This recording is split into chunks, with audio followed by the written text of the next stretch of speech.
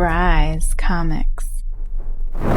In this hobby, I am constantly learning lessons of how to be a smarter collector, a better investor, a better speculator, and that's what my channel is dedicated to, is bringing those tips to the community so that you can benefit from my mistakes and my successes as well. So in this video, we're gonna talk about an opportunity that I missed. I missed a huge opportunity that had to do with a different set of assets in silver bullion, where I missed the opportunity to sell at a peak because I was overwhelmed and didn't know the steps to take in order to actually sell that silver. It's a very interesting topic that applies directly and perfectly with comic books, and we have comic book examples to go with it. But before we hop into all that, by the time this video releases, I should have a new Grail available for trade. Go check my Instagram page to see if it's there, but it's an Avengers #1 in a 6.0, a super duper rare Pence copy. All the details should be over on my Instagram page. If all goes well by the time you're watching this, it is available over there. Also follow me over on Whatnot, link down in the description for $15 towards your first purchase. Tomorrow, Friday,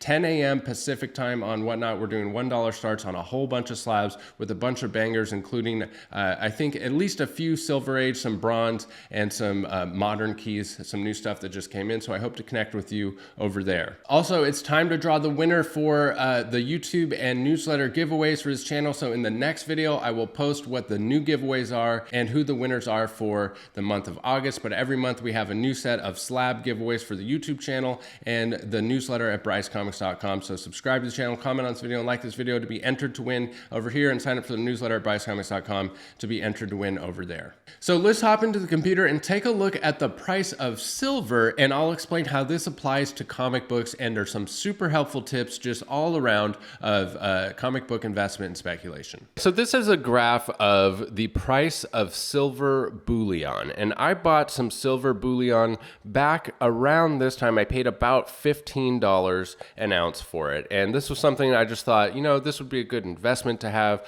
Just buy a chunk of silver, put it away in the vault, and forget about it. And this is also right around the time when I started selling comic books, and I quit my job and went into to be a comic book retailer full time, and I started to see these trends with comic books, these ups and downs of prices, the same type of thing that we're seeing here with comic books. And I found this strategy, which I talk about a lot on the channel, which is trading the curve. And this is when it occurred to me, instead of just buying silver and tucking it away in a vault, it occurred to me that I should trade the curve on silver as well for my little investment. If I bought it here, I can sell when it spikes up to here and then buy back in down here and keep doing that. And in so doing, grow the size of my silver just by putting a little sweat equity into timing the ups and downs. Because if we look at the 20-year graph of silver here, I mean, it goes up and down for, you know, through all of history. Here it went up, then it came back down. Then it went up, came back down, went up, back down, huge spike up,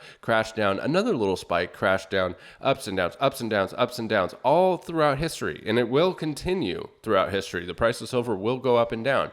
And what happened was, when we got to these prices here in January of 2021, as soon as I wasn't, you know, watching this every single day, but every couple months or so, I would check the price of silver and go, oh, wow, silver's up to $27 an ounce right here. I only paid $15. I thought, man, I think this is a good time to actually sell the silver. I know inevitably it will come back down to about the price that I paid at some point, and I need to sell it. And then I thought, so how do I sell silver? And I realized I didn't know. I didn't know if I should go to a pawn shop, if I should go to a coin shop, and the prospect of actually finding a place that would buy my silver, I didn't know how much of a fee they were going to charge me. The prospect of actually figuring all that stuff out was overwhelming enough to the point where I was like, I'll do it later. And I just put it off. A few months will go by. I check the price of silver. I'm like, wow, it's up almost double what I paid for it. I really should do this, but I don't have the time to do it. I'm overwhelmed by the thought of all of the details. So I just put it off until I checked the price of silver just the other day. And I'm like, holy crap, it's back down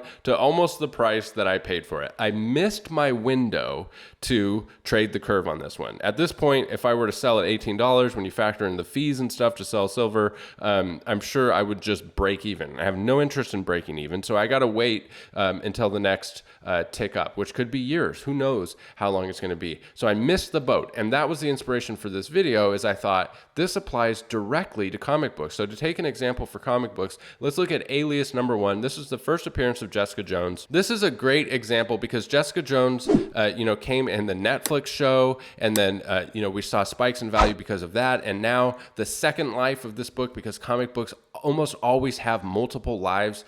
In May of 2022, Kristen Ritter tweeted a picture of her and actor Mike Coulter with initials of Jessica Jones and Luke Cage, plus the hashtag Marvel and Big T's. So she's rumored to appear in She-Hulk. That would be amazing if she appeared there. If it doesn't happen there, I'm very confident that she will be coming to the actual MCU in a live action, and we will see spikes in prices for Jessica Jones, Alias #1, when that happens. And here you can look at the same types of things as we see with the silver. Here you could have bought in back in 2013 for around $150, and then rumors about the show were announced, and prices spiked to peaks of $350, and then we had valleys of $150 again, and then peaks again of $400, and then valleys again at $225, and then peaks again of $500, and then peaks again with the most recent comic book boom. Just comic boom spec prices brought it back up to $550, and the most recent sale being a low of $300, which is interesting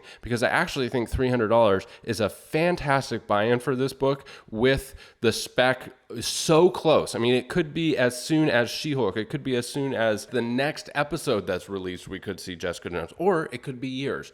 Either way, $300 is a great buy-in, I believe, for Alias #1 at this point. And inevitably, if she does show up, and if there is, good reason to believe that she's going to, appear in multiple projects in the MCU, I could easily see this book getting back up to peaks of $550, certainly over $500.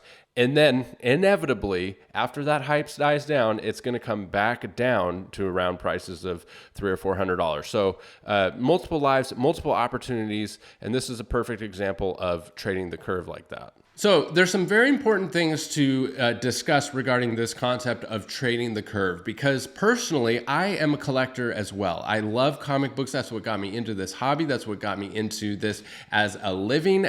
But I have decided that my comic book collecting strategy is to trade the curve. The problem with trading the curve is that means that you have to go a period of time without that key comic that you enjoy. I personally am a fan of Jessica Jones. I have her in a 9.8 signed by Stan Lee. That is a PC book for me. However, I know that there will be opportunities to sell that book and then buy it back cheaper. And personally, I would rather have that book signed by Stan Lee and a couple $100 versus just having that book. It's not for everyone. I totally understand that. There's a lot of people out there that just want to collect, enjoy the hobby, don't want to have anything to do with selling because, in all honesty, it's kind of a hassle. But I think a lot of us, many of us, do find the value in selling comics, as much of a hassle as it is. Doing that on the side, at least to some degree, depending on how much time you have, is super helpful to fund the hobby. And it also is really helpful for when it does come time